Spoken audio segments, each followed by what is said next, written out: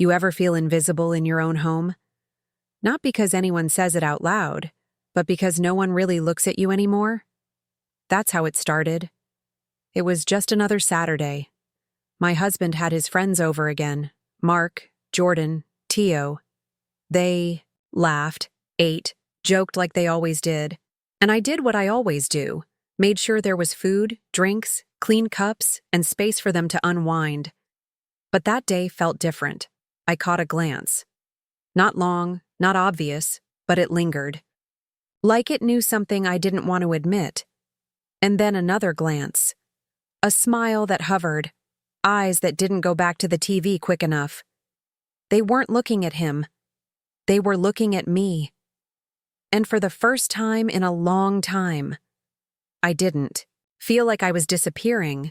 I didn't feel like the tired wife cleaning up empty plates. I felt seen. Not in a flattering way. Not in a disrespectful way. Just seen. And that did something to me. Because when your husband stops noticing, when the little compliments fade, when touch becomes routine, a simple look from someone else, it feels like breath. I didn't ask for it. I didn't encourage it. But I noticed it, and I didn't forget it. And that's where everything started to shift. Not with a kiss, not with a touch, but with a look. A look that made me question how lonely I'd really been, and whether anyone had noticed. Subscribe to Heartfelt Tales Unfold, where the stories we tell don't ask for judgment, just understanding. I'm 32, been married 8 years, lived in the same house almost as long. It's a decent place. 2 stories, quiet street, neighbors who smile but mind their business. The kind of home you'd pass by and think, that's a happy little life, and maybe once it was. But lately, it just feels like a shell. Clean on the outside, hollow on the inside. My husband, Daniel, he works long hours. Finance. Always something to crunch, something to submit, someone to please. He used to come home with energy. Now he just comes home with silence. A kiss on the cheek. A muttered hey. Then straight to the laptop or the TV. Sometimes both. We used to talk. About everything. Now even how was your day feels forced. Like we're reading from a script neither of us remembers writing. I don't think he's unkind. He's just tired, detached. Somewhere else even when he's right in front of me. And I've tried. God knows I've tried. New dresses, new recipes, asking about his meetings, his clients, even his fantasy football scores. But I get half smiles, nods, as if I'm background noise. Comfortable, predictable, forgettable. And then there are the hangouts. His friends still come around every other weekend. Mark the loud one, always cracking jokes. Jordan, the quiet one with a stare that feels like it reads more than he says. And Tio, charming, polite, and too observant for his own good. They've known us since the beginning. They were there when Daniel proposed, sat at our table on the wedding day, watched us dance our first dance. And maybe that's what makes it worse. Because lately, when they're over laughing too loud, slapping Daniel on the back, teasing each other about old girlfriends and bad decisions, I've noticed something new. The way their eyes sometimes linger. Not long, not obvious, but just enough. Like they're remembering something, or imagining something. At first, I thought it was in my head. I mean, I'm not 20 anymore. I've had 2 kids. I live in sweatpants more than heels. Why would anyone look at me like that? But it kept happening. Small moments, catching Mark staring while I wiped the counter. Jordan watching me tie my hair up. Tio asking me if I've been working out, with that half smile like he already knew the answer. And I know what it sounds like. I do. But you don't. Understand what it does to someone. To feel seen after being invisible for so long. They laughed loudly, joked freely, and sometimes looked at me too long. At first, I told myself I was imagining it. But deep down, I wasn't sure I wanted it to stop. It was a Sunday, warm, bright. The kind of afternoon that smells like sunscreen, grilled meat, and watered grass. Daniel wanted to host a barbecue, something casual, a few friends, some ribs. Cold. Drinks. He said it like a favor to me. But by noon he was already inside, beer in hand. Eyes glued to the game, calling out scores to no one in particular. So I set everything up. Chairs by the pool, plates, cups, napkins weighted down with stones so they wouldn't fly away in the breeze. I chose a sundress. Light yellow. Modest. Nothing. Dramatic. It wasn't new, but it clung a little differently in the heat. The boys arrived not long after. Mark with his booming voice. Jordan, always observing. Tayo, grinning like he owned the air around him. They greeted Daniel, tossed a few jokes his way, then drifted outside, where I was stacking ice into the cooler. Mark called out, "Need help with the drinks?" I smiled, nodded. Sure. They followed me into the kitchen, one after the other.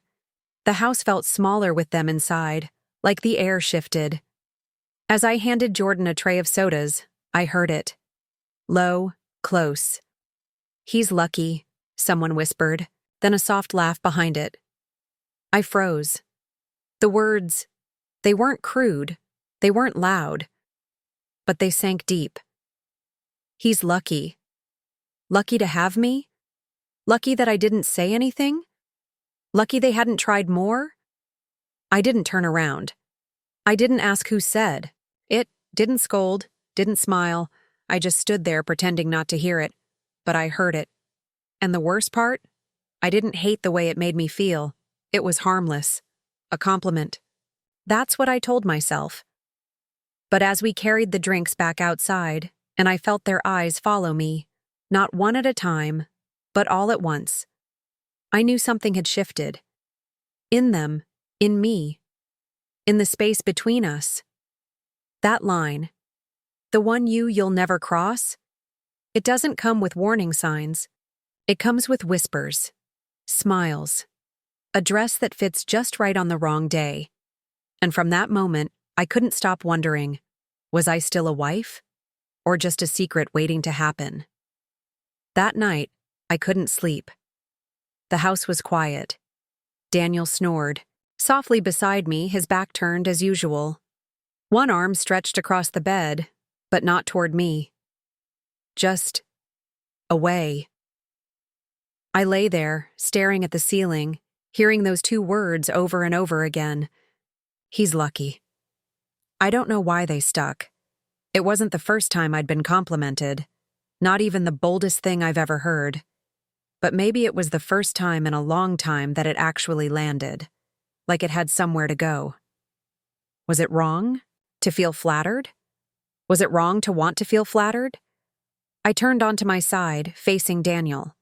His mouth was slightly open, breathing steady. His hand twitched a little, like he was dreaming. I wondered, what about work? Numbers? Did I show up in those dreams anymore? When did he last even look at me like that? Like the way Mark did, or Jordan, or Tao? It wasn't about wanting them. It wasn't lust. It wasn't some secret desire to betray him. It was just, I missed being wanted, not for chores, not for errands, not for dinner or dry cleaning or the kids' school forms. I missed being seen. The next morning, I caught myself in the mirror while brushing my teeth. I stood a little longer than usual, tilted my chin, turned slightly. Had my hips always curved like that? Was my smile always this tired? I opened my drawer and swapped my usual hoodie for a fitted top. Didn't think too hard about it. Didn't plan it, just slipped it on. Not for them, or so I told myself. But that week I started checking my reflection more, touching up my lip gloss before heading into the kitchen, adding a spray of perfume before making lunch, standing just a little taller when I heard their voices coming up the driveway. And each time I did, a part of me whispered, "You're not chasing anything. You just want to feel alive again." Because there's a special kind of grief that comes from being forgotten while still being held. Daniel didn't do anything wrong. He didn't hurt me, didn't scream, didn't cheat. He just stopped seeing me. And when someone else does, even for a second, that second can feel like oxygen to a woman slowly drowning in her own home. I wasn't chasing anything. I wasn't trying to start a fire. But I can't lie and say the spark didn't feel good, didn't feel like me. The version of me I used to know. The one who used to turn heads, not just serve plates.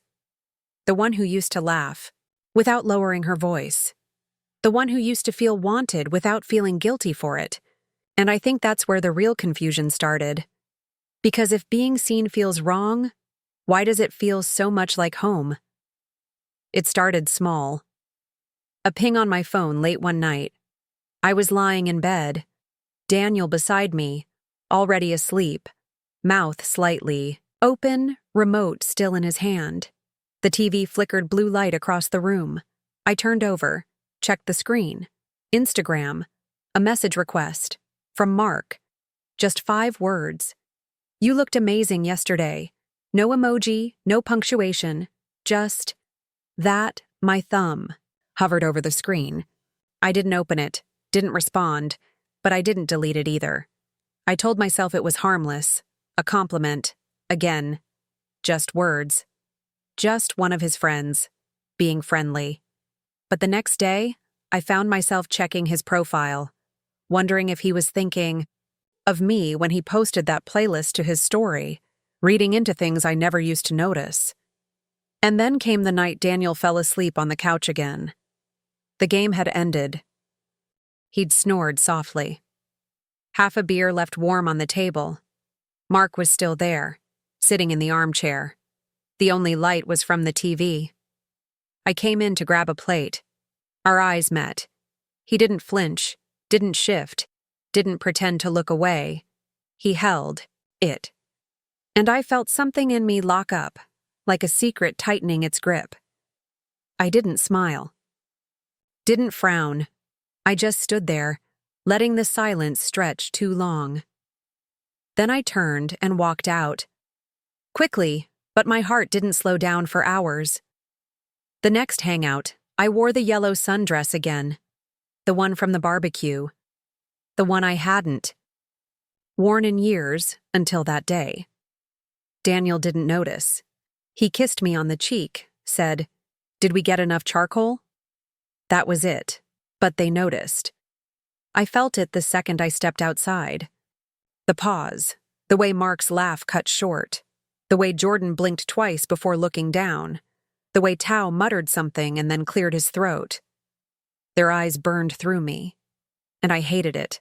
I hated how aware I was of every step I took, every movement, every glance they threw my way when they thought Daniel wasn't looking. But I craved it too.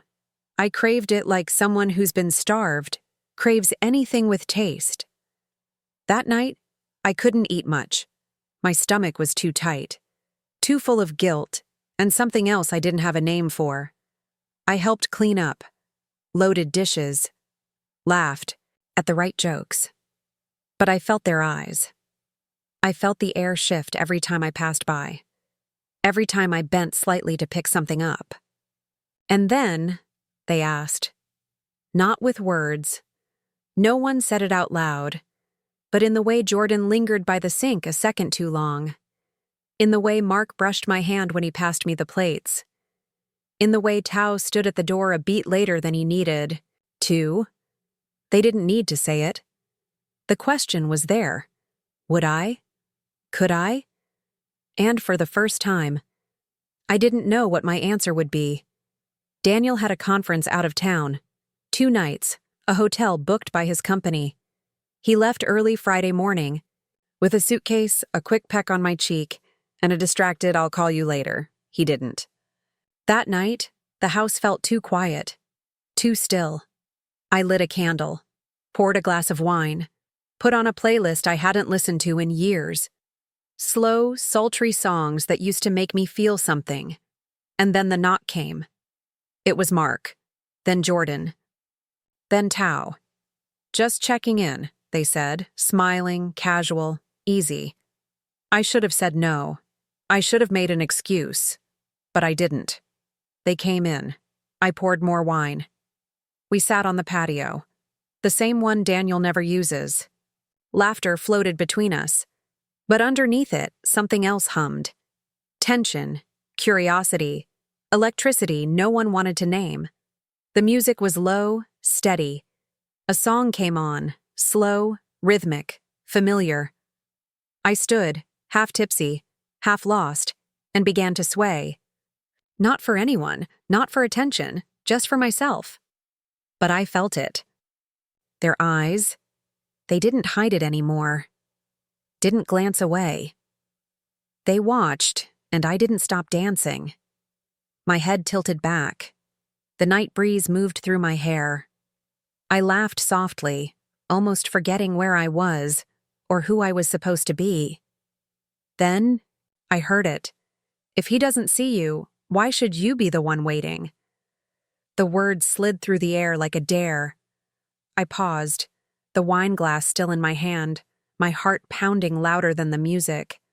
I walked away, to the kitchen, didn't say a word, just stepped inside and leaned against the counter. I could have told them to leave. I could have ended the night right there. But I didn't. I stood in the glow of the fridge light, breathing, listening, and then footsteps, not hurried, not hesitant, just certain. He came in slowly, stopped a few feet from me. No words. The silence between us buzzed louder than any sound. He looked at me, not like Daniel, not like a husband distracted by spreadsheets and deadlines.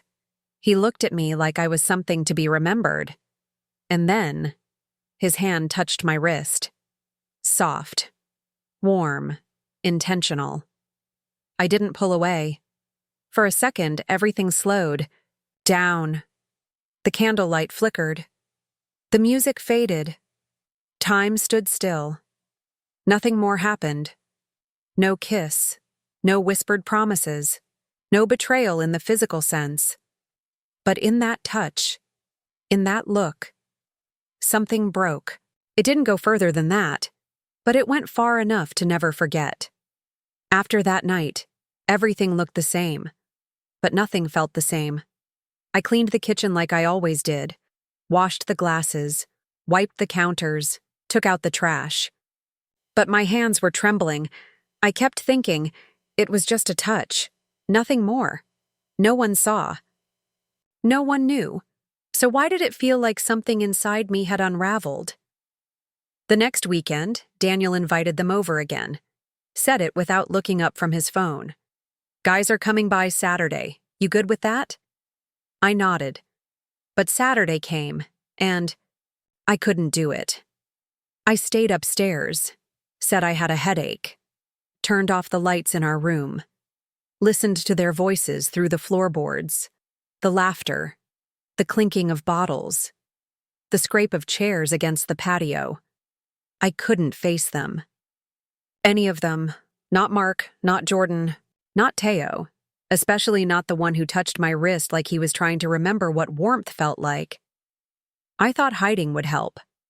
Thought the shame would pass. But it clung to me, quiet and invisible. Daniel knocked gently on the door at some point. You okay? He asked. I paused before answering, just long enough for my voice to sound even. Yeah, I lied.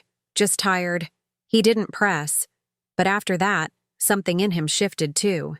He didn't ask again, didn't check, just stopped noticing altogether. I was sitting on the couch a few days later, flipping through a book I hadn't touched. In months, one I kept on the shelf in the corner of the living room. And there it was, tucked between the pages, a folded piece of paper. I opened it. Still the most beautiful thing he'll never see. No name, no handwriting I could swear by. But I knew. My chest tightened. My fingers shook. I didn't cry. I didn't scream.